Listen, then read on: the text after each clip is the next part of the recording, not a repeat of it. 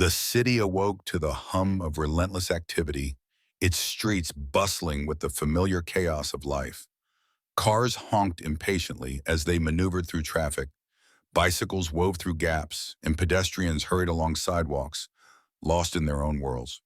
The air was crisp, the early morning chill biting at exposed skin, but the sun had begun its ascent, casting a golden glow on the towering skyscrapers that lined the streets like sentinels. Amidst the city's daily hustle and bustle, there existed another world, quieter, colder, and more desperate. This world lived in the shadows of the urban sprawl, visible but often ignored. It was the world of the homeless, huddled in doorways, seated on street corners, or wrapped in threadbare blankets on park benches. These individuals had become a part of the city's backdrop, a harsh reminder of the fragility of human stability. Among them was Emily, a 12-year-old girl with an old soul and a spirit unbroken by circumstance. Her thin frame was bundled in a patchwork coat that had seen better days, her hair tucked beneath a knit hat that had lost its elasticity. She sat on a flattened cardboard box near a subway station, a space she and her mother had claimed as their own for the past few months. Emily's mother, Rebecca, had been a factory worker before a layoff left her without steady income. They had struggled to make ends meet, moving from one temporary solution to another until there were no more options.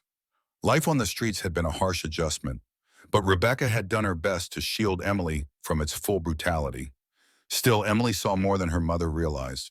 She saw the way people avoided their eyes, the way they hurried past as if proximity to poverty might be contagious. She saw the judgment in their gazes, their pity, and sometimes their kindness. Yet Emily refused to let despair consume her.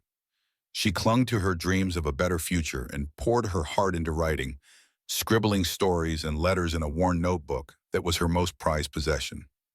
Today, she had written something different, a letter not just to anyone but to someone she believed had the power to make a difference. Emily had heard of Donald Trump from the snippets of conversation among passers-by and the news reports blaring from storefront televisions. She knew he was a man of great wealth and influence, someone who had once held one of the most powerful positions in the world. To her, he represented hope, not because of his politics, which she didn't fully understand, but because he seemed like someone who could help if he chose to. Clutching her carefully folded letter, Emily watched the scene outside a nearby hotel where Trump was scheduled to speak. News vans lined the streets, reporters jostled for position, and security was tight, with Secret Service agents scanning the crowd. Emily took a deep breath, steeling herself. She didn't know if she would even get close to him, but she had to try. Emily stepped off the cardboard mat that had been her purse and made her way toward the commotion. Each step felt heavier than the last, her heart pounding against her ribs. The crowd was thick, a mass of bodies pressed together, craning their necks for a glimpse of Trump. Emily's small frame allowed her to weave through the crowd unnoticed at first, but as she neared the barricades set up by security, the imposing presence of the Secret Service made her hesitate. The black SUVs of Trump's motorcade pulled up to the hotel entrance, their tinted windows reflecting the morning light. The crowd surged with excitement, phones held high to capture the moment. The atmosphere was charged, a blend of anticipation and curiosity.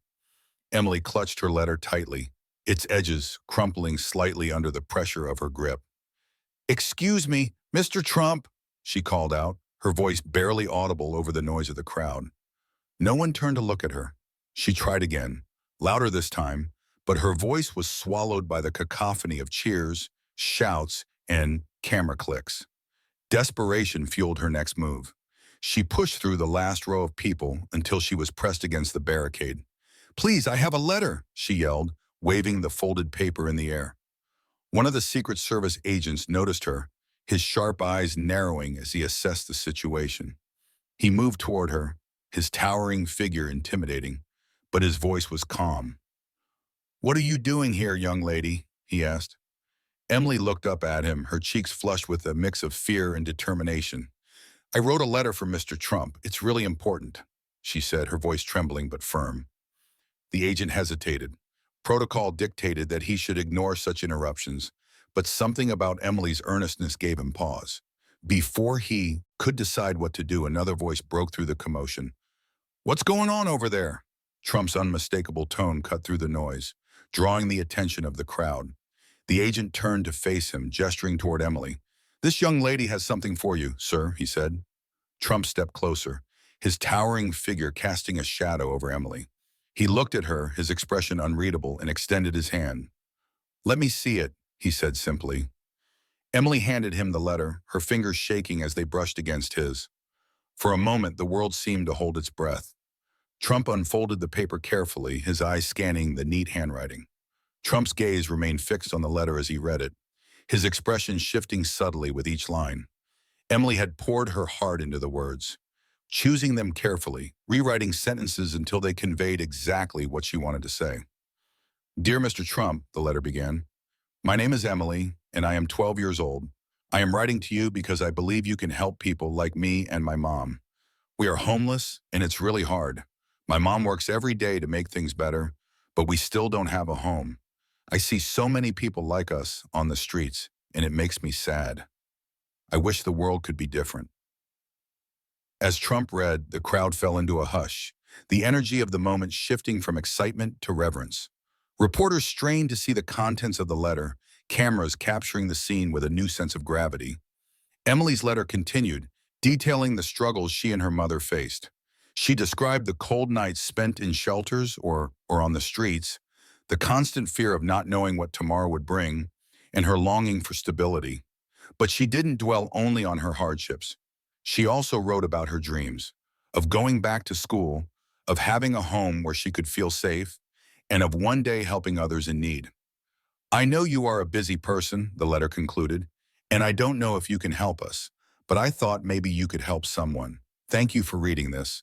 It means a lot to me. Sincerely, Emily."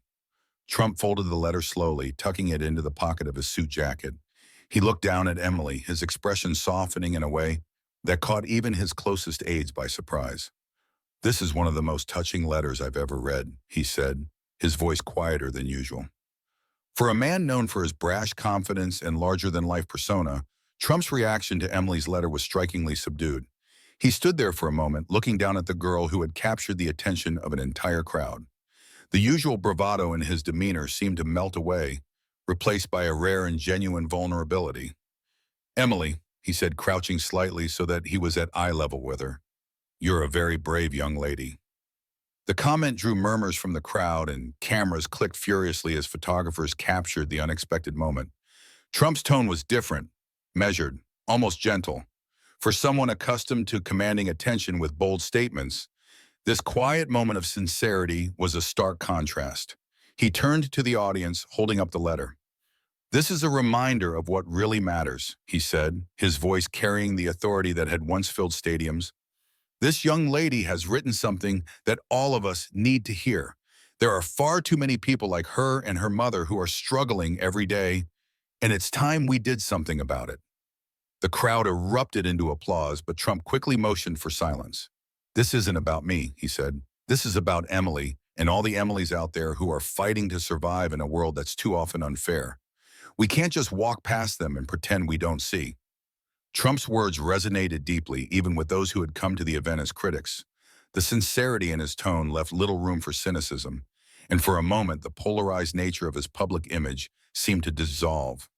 The moment between Emily and Trump, captured by countless cameras and smartphones, quickly became the focal point of an emerging national conversation.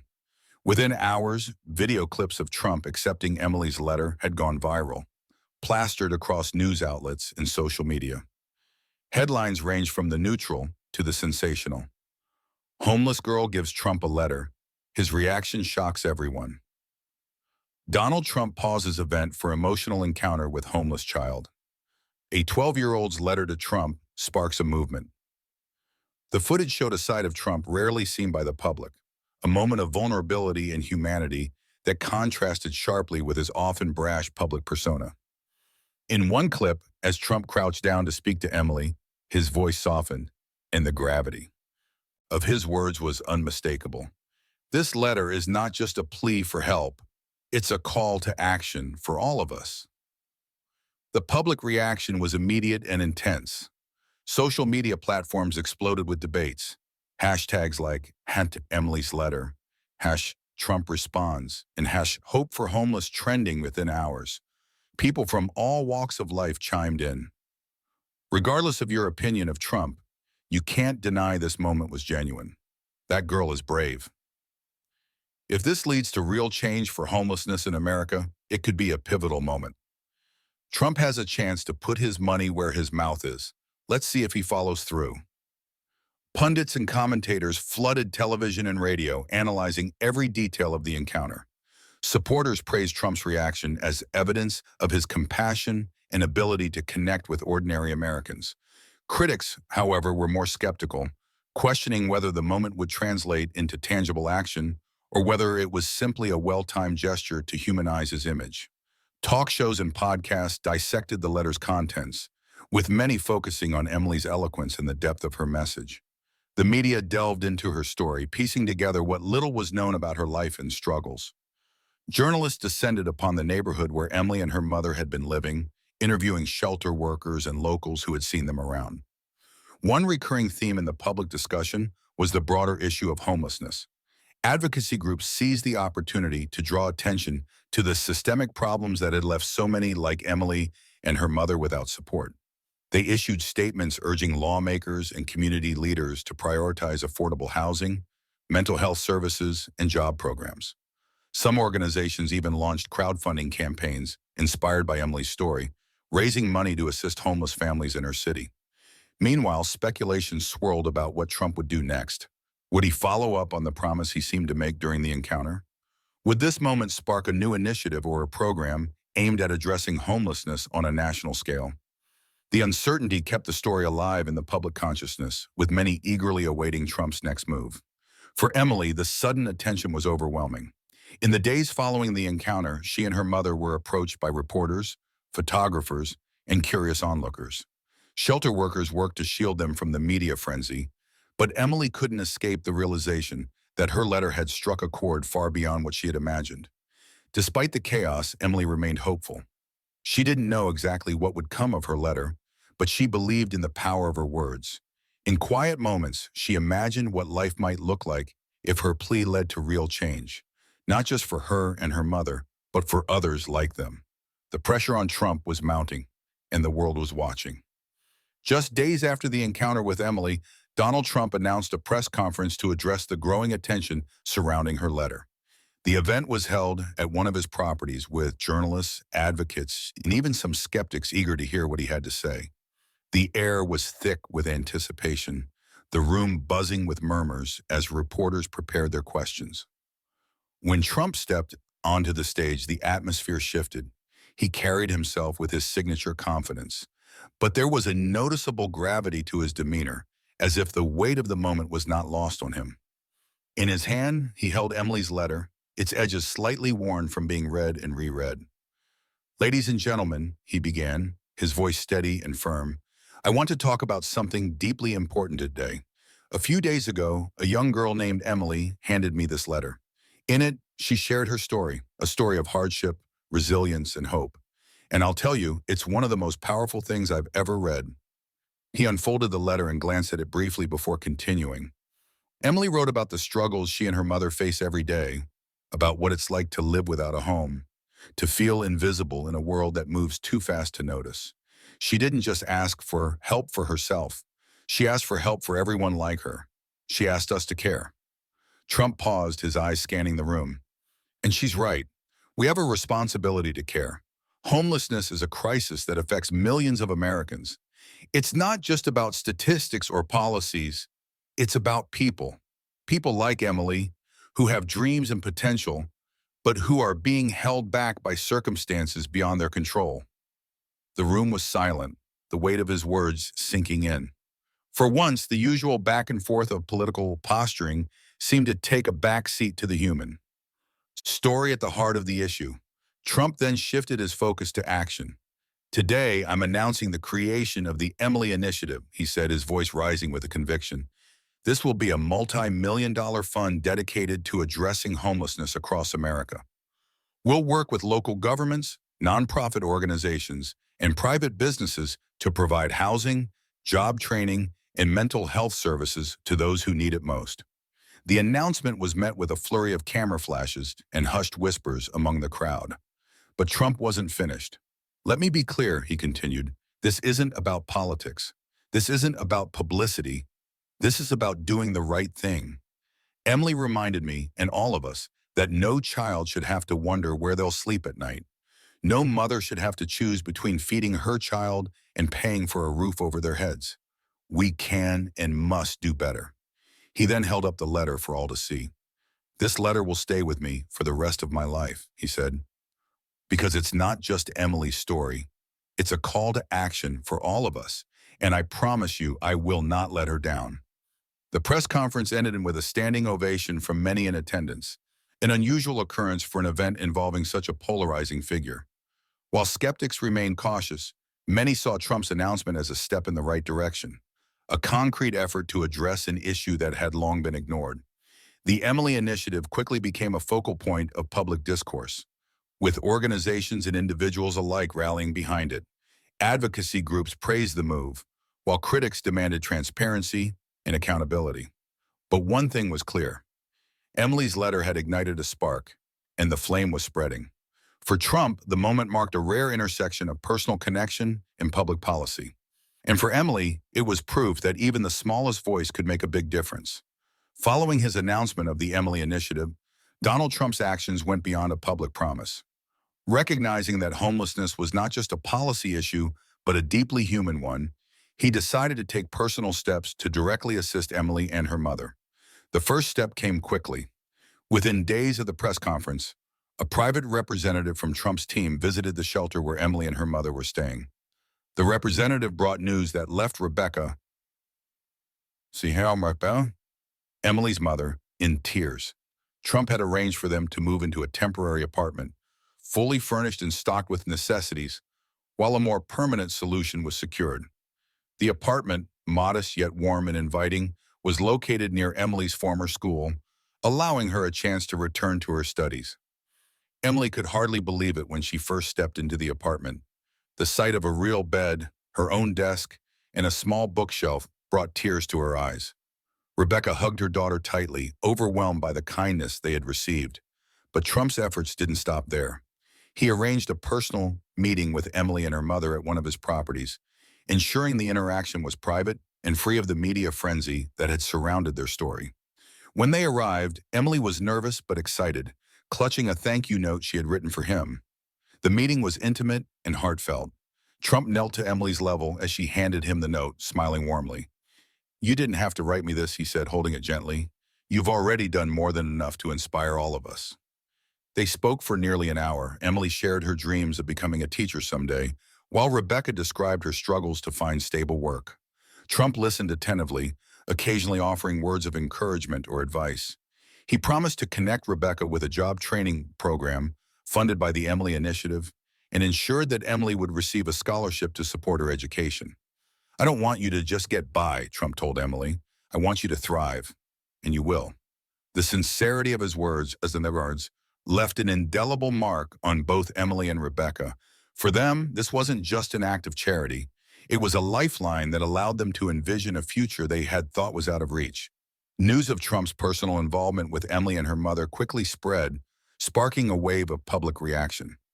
While some had initially viewed his announcement of the Emily Initiative with skepticism, the tangible outcomes began to shift perceptions.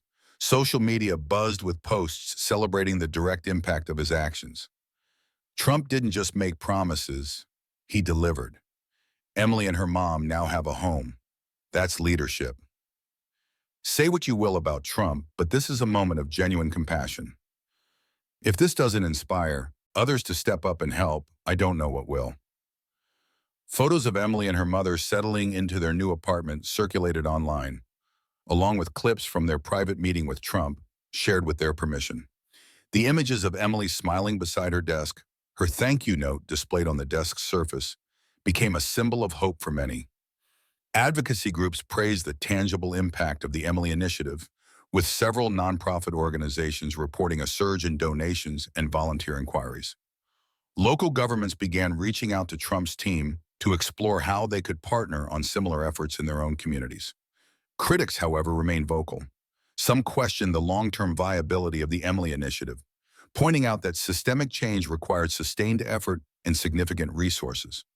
Others accused Trump of using Emily's story as a publicity stunt, though their claims were increasingly drowned out by the visible results of his actions. Despite the polarized opinions, one thing was undeniable. Emily's letter had sparked a movement, and Trump's response had turned that spark into a flame. For Emily, life changed in ways she had never imagined. Gone were the days of uncertainty and fear that had defined her time on the streets. In their place was a sense of stability and possibility that felt almost surreal. Returning to school was the first major milestone. Emily walked through the doors of her classroom for the first time in months, greeted by the wide-eyed stares of her classmates. Many of them had seen her story on the news and were eager to hear about her meeting with Trump. Though Emily was shy at first, she soon found herself sharing bits and pieces of her journey, always emphasizing the importance of staying hopeful even in the darkest times. Her teachers quickly noticed a spark in Emily that set her apart. She excelled in her studies, her love for writing flourishing in an environment where she finally had the resources to succeed. Encouraged by Trump's promise of a scholarship, Emily began to dream even bigger, setting her sights on attending college and one day becoming a teacher who could inspire others the way her own teachers had inspired her. Rebecca, too, experienced a transformation.